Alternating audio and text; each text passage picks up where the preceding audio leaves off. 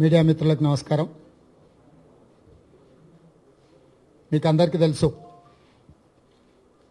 అస్సాం ముఖ్యమంత్రి ఈ దేశంలో ఉండే మహిళల్ని, మాతృమూర్తులను ఎంత అవమానించిండో, ముఖ్యమంత్రి బాధ్యతలో ఉండి బాధ్యతారహితంగా మాట్లాడడమే కాకుండా ఆ మాటల్ని, ఆ భాషని సమర్థించుకోవడం ద్వారా బరితెగించి సమాజం మీదనే తిరగబడే ప్రయత్నం చేస్తున్నారు అస్సాం ముఖ్యమంత్రి హిమంత బిశ్వ శర్మ. భారతీయ సంస్కృతి సాంప్రదాయాలకు మేమే వారసులము. ఈ సంస్కృతి సాంప్రదాయాలను కాపాడడంలో భరతమాత ముద్దుబిడ్డలుగా మేము ముందుంటాము, ప్రపంచానికి ఆదర్శంగా ఉంటామని చెప్పి బీజేపీ నాయకులు, ముఖ్యంగా నరేంద్ర మోడీ, అమిత్ షా, జేపీ నడ్డా గారు సందర్భం వచ్చినప్పుడల్లా దేశ ప్రజలను నమ్మించే ప్రయత్నం చేస్తుంటారు. అయితే ఉత్తరాఖండ్ ఎన్నికల సందర్భంగా ఆ పార్టీ నాయకుడు, అస్సాం ముఖ్యమంత్రి చాలా అసహ్యకరంగా, అంటే ఎవరు సభ్య సమాజంలో మనుషులు మాట్లాడే భాష వారు మాట్లాడలేదు, బరితెగించి మహిళా లోకాన్ని అవమానించే విధంగా గాంధీ కుటుంబ సభ్యులను ద్వేషించే విధంగా వారు మాట్లాడడం జరిగింది. ఈ దేశం కోసం మహాత్మా గాంధీ గారు, ఇందిరాగాంధీ గారు, రాజీవ్ గాంధీ గారు ప్రాణాలు అర్పించిన వారసత్వం ఉన్న కుటుంబాన్ని, పార్టీని తాత్కాలికమైన రాజకీయ ప్రయోజనం కోసం చాలా అంటే చాలా అసహ్యకరంగా మాట్లాడడం జరిగింది. ఈ అంశాన్ని దేశ ప్రజలందరూ ముక్తకంఠంతో ఖండించి హిమంత బిశ్వ శర్మ తక్షణమే మహిళా లోకానికి క్షమాపణ చెప్పాలి, అదేవిధంగా నరేంద్ర మోడీ గారు వారిని ముఖ్యమంత్రిగా తొలగించాలి అని చెప్పి దేశమంతా డిమాండ్ చేసింది. కానీ అస్సాం ముఖ్యమంత్రి చేసిన తప్పును మన్నించమని అడగాల్సింది వదిలేసి మహిళా లోకం మీద తిరగబడి మళ్ళీ అదే రకమైన భాషనే కాకుండా భావాన్ని, ఆలోచన విధానాన్ని వారు ప్రదర్శిస్తున్నారు. మరి అలాంటి నేర స్వభావాన్ని, మహిళల్ని అవమానించే విధంగా వాళ్ళ పార్టీ ముఖ్యమంత్రి మాట్లాడినప్పుడు వారి మీద చర్యలు తీసుకోవడం ద్వారా ఈ దేశ సంస్కృతి సాంప్రదాయాలను కాపాడే పార్టీగా బాధ్యతాయుతమైన పదవిలో ఉన్న ప్రధానమంత్రి, హోంమంత్రి, పార్టీ అధ్యక్షుడు జేపీ నడ్డా గారైన దేశ ప్రజలకు అస్సాం ముఖ్యమంత్రి మీద చర్యలు తీసుకోవడం ద్వారా ఆదర్శంగా ఉంటారని మేము ఆశించినాం. వారు ఆ ప్రయత్నం చేయకపోను మొత్తం భారతీయ జనతా పార్టీ విషం జిమ్మే ప్రయత్నం చేసి ముందుకెళ్ళింది. ఇక వీళ్ళకి బుద్ధి చెప్పాలి, దేశంలో ఉండే మహిళలందరినీ కూడా అవమానించిండ్రు. ఈరోజు మహిళలన్నీ తల వంచుకునే, మహిళల ముందు సమాజంలో ఉండే ప్రతి వాళ్ళు తల వంచుకునే విధంగా మాట్లాడిన ఇలాంటి మాటల మీద తెలంగాణ రాష్ట్ర ప్రదేశ్ కాంగ్రెస్ పార్టీ అధ్యక్షుడిగా, ఈ దేశ పౌరుడిగా జూబ్లీ హిల్స్ పోలీస్ స్టేషన్లో 2 రోజుల క్రితం ఫిర్యాదు చేయడం జరిగింది. ఏ చట్టపరంగా, రాజ్యాంగపరంగా ఏ రకంగా శిక్షించవచ్చో వాటి వివరాలను పొందుపరుస్తూ నేరస్తుడు మాట్లాడిన భాషను వారు ఏ విధంగా వ్యవహరించారో, మహిళల్ని ఏ విధంగా అవమానించారో, మాతృమూర్తులను ఏ రకంగా కించపరిచారో ఆధారాలతో కూడుకున్న ఫిర్యాదును జూబ్లీ హిల్స్ పోలీస్ స్టేషన్లో తెలంగాణ రాష్ట్రంలో చేయడం జరిగింది. ఫిర్యాదు చేసినప్పుడే స్పష్టంగా చెప్పినాం రాష్ట్ర ప్రభుత్వానికి, పోలీసు అధికారులకు, మీరు తక్షణమే చర్యలు తీసుకోండి, మీరు చర్యలు తీసుకోకపోతే నిరసన సెగలను ఎదుర్కోవాల్సి వస్తుంది. అదేవిధంగా ముఖ్యమంత్రి గారు బహిరంగ సభలలో మాట్లాడుతూ ఈ రకమైన భాష మాట్లాడడాన్ని ఖండిస్తున్నాను, ఇది మంచి పద్ధతి కాదు, మంచి సాంప్రదాయాలను ఈ దేశ రాజకీయాలలో మనము పెంపొందించాల్సిన అవసరం ఉందని చెప్పి చాలా గంభీరమైన ఉపన్యాసం చెప్పడం ద్వారా అస్సాం ముఖ్యమంత్రి యొక్క మాటల్ని ఖండించే ప్రయత్నం చేశారు. ఇలాంటి సంఘటనలు జరిగినప్పుడు ఎవరైనా బాధ్యత వహిస్తున్న వాళ్ళు వీటిని ఖండించి వీటి పట్ల చర్యలు తీసుకునే విధంగా ముందుకు వచ్చినప్పుడు సమాజం నిశితంగా పరిశీలిస్తూ ఉంటుంది, ఈ చర్యలు చేపట్టాలి. అయితే ముఖ్యమంత్రి మాట్లాడి వదిలేస్తే మేము ఫిర్యాదులు చేసినాం, 48 గంటలు తెలంగాణ పోలీసులకు సమయం ఇచ్చినాం. రాజకీయ ఒత్తిడులకు రాజకీయ అవగాహనకు లొంగకుండా అధికారులుగా మీ బాధ్యతను మీరు నిర్వర్తించండి. పోలీసు అధికారులు స్వతంత్రంగా జరిగిన నేరం మీద మాట్లాడిన మాటల మీద నేను చేసిన ఫిర్యాదు మీద విచారణ చేసి ఎఫ్ఐఆర్ చేసి విచారణ చేసి తక్షణమే నేరస్తుని అరెస్టు చేయాల్సిందిగా పోలీసుల ముందు మేము పెట్టడం జరిగింది.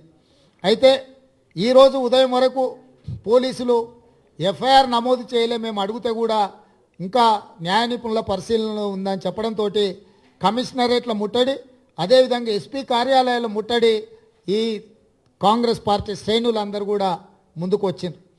హైదరాబాద్ కమిషనర్ ముట్టడిని నేను, అదేవిధంగా రాచకొండ కమిషనరేట్ ముట్టడిని కోమటిరెడ్డి వెంకటరెడ్డి గారు, పెద్దలు జీవన్ రెడ్డి గారు, మల్లు రవి గారు, షబీర్ అలీ గారు, ఇలా చెప్పుకుంటూ పోతే గీతారెడ్డి గారు, రేణుకా చౌదరి గారు, మా ముఖ్యమైన నాయకులు అందరూ కూడా వివిధ జిల్లా అధ్యక్షులు జిల్లాల్లో ఎస్పీ కార్యాలయాలను, పట్టణాలలో కమిషనర్ కార్యాలయాల ముందు నిరసన తెలపడం ద్వారా పోలీసులకు వాళ్ళ బాధ్యతను గుర్తు చెప్పే ప్రయత్నం చేసినాము.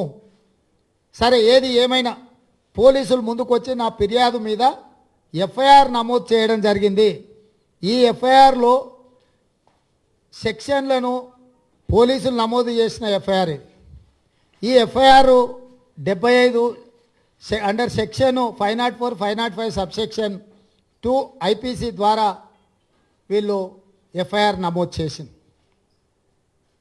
ఈ ఎఫ్ఐఆర్ను చూసిన తర్వాత ఎఫ్ఐఆర్ చేసినందుకు పోలీసులను అభినందిస్తూనే ఎఫ్ఐఆర్లో నమోదు చేసిన సెక్షన్లను చూసిన తర్వాత తిరిగి ఫిర్యాదు చేయాల్సిన పరిస్థితి వచ్చింది.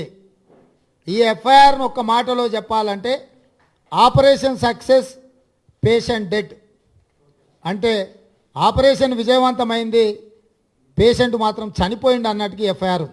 ఎందుకంటే ఏవైతే సెక్షన్స్ నమోదు చేసినరో ఈ సెక్షన్స్ నమోదు చేయడం ద్వారా నేను చేసిన ఫిర్యాదునే బలహీనపరిచిండ్రు, ఫిర్యాదునే దాన్ని స్వభావాన్నే మార్చేసిండ్రు.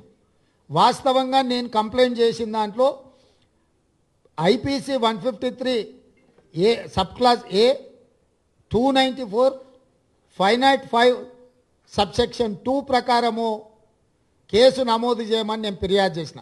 ఇవే కాకుండా ఇది మహిళల్ని కించపరిచిన, మహిళల్ని అవమానపరిచిన, మాతృమూర్తుల మీద దాడి చేసిన ఐపీసీ 509 కూడా అట్రాక్ట్ అవుద్ది. అంటే ఈరోజు హిమంత బిశ్వ శర్మ మీద నమోదు చేసిన జూబ్లీ హిల్స్ పోలీస్ స్టేషన్ ఎఫ్ఐఆర్లో 153 సబ్సెక్షన్ ఏ, 294, 505 సబ్సెక్షన్ 2, 509 ఈ 4 సెక్షన్ల ద్వారా నమోదు చేసి హిమంత బిశ్వ శర్మ మీద చర్యలు తీసుకోవాల్సిన అవసరం ఉండే. కానీ పోలీస్ అధికారుల మీద రాష్ట్రంలో ఉన్న పెద్దల నుంచి మరి ఏం ఒత్తిడి వచ్చిందో నాకు తెలీదు. న్యాయ నిపుణులను కనుక్కొని నేరం యొక్క తీవ్రతను పరిగణలోకి తీసుకొని హిమంత బిశ్వ శర్మ మీద పెట్టాల్సిన 4 సెక్షన్లను 2 తీసేసి 2 ఉత్తుత్త సెక్షన్లు పెట్టడం ద్వారా నా ఫిర్యాదు స్వరూపాన్ని మార్చేయడమే కాకుండా నేరం యొక్క తీవ్రతను తగ్గించి నేరగాడిని కాపాడే ప్రయత్నం చేస్తున్నట్టుగా మాకు అనిపిస్తుంది.